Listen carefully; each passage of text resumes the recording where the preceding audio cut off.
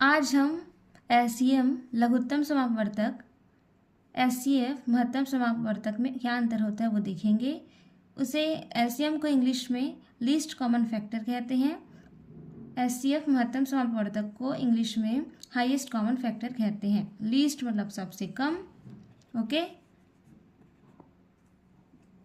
और लीस्ट मतलब क्या है, सबसे कम, और हाईएस्ट मतलब ज़्यादा या फिर अधिक। ठीक है, तो चलिए हमारे पास एक एग्जांपल ले लेते हैं।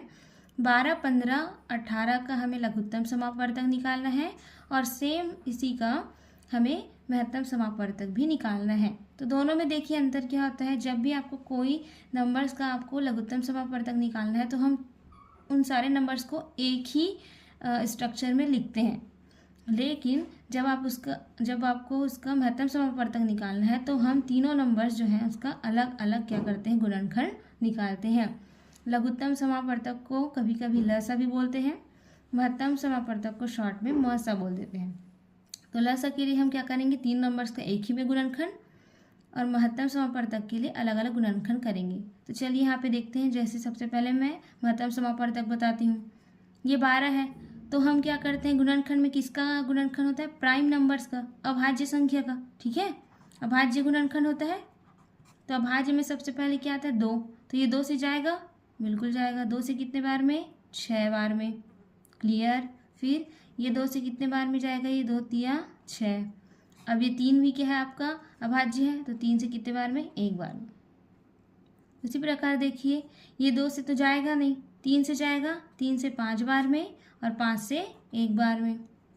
ये देखिए 18 है, ये 2 से जाएगा, 2 से 2 नियम 18। अब हमें डायरेक्ट 9 से नहीं देना है क्योंकि 9 अभाज्य नहीं है, हमें 3 से देना है, 3 अभाज्य है। 3 तिया 9 और फिर 3 एकम 3। ओके, चलिए इधर निकालते हैं। अब देखिए 12, 15, 18, तो हम क्या करेंगे, देखिए ऐसा नहीं है कि हम तीनों जो है किसी जिससे डिवाइड होता होगा उसी से हम यहाँ से शुरू करेंगे। हम क्या करेंगे, अगर 12 2 से भाग जाता है तो पहले हम उसको 2 से ही देंगे।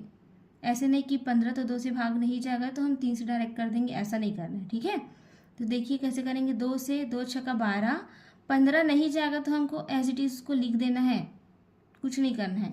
18 जाएगा 2 से 9 बार में, 2 नियम 18। क्लियर। फिर देखिए 2 से कोई जाएगा क्या, ये जाएगा 2 से। 2 से 2 तिया 6, वापस से ये नहीं जाएगा तो इसको एज इट इज जैसा का तैसा लिख देना है। ठीक है, अब देखिए 3 से करते हैं। 3 एकम 3, और ये 3 से कितने बार में, 3 पंचे 15 और 3 तिया 9। ओके, फिर से 3 बार में जाएगा, ये 1 है तो 1 लिखिए। 5 एज इट इज होगा क्योंकि भाग नहीं जाएगा 3 से, और ये 3 से 1 बार में। फिर क्या बचा, 5 से 1 रहेगा, 5 एकम 5 1। हमें कब तक करना है, जब नीचे आपका 1 नहीं आ जाता। अब देखिए इसका क्या हो जाएगा, क्या लिखेंगे, इसका लसा 12, 15, 18 का ल और स क्या हो जाएगा। ये जो आपके गुणनखंड आए हैं क्या है, आपकी अभाज्य गुणनखंड, अभाज्य गुणनखंड। इसी को हम लिख देंगे 2 गुना 2 गुना 3 गुना 3 गुना 5। गुना करिए, 5 तिया 15, 15 तिया 45, 45 दूनी 90, 90 दूनी 180। क्लियर है।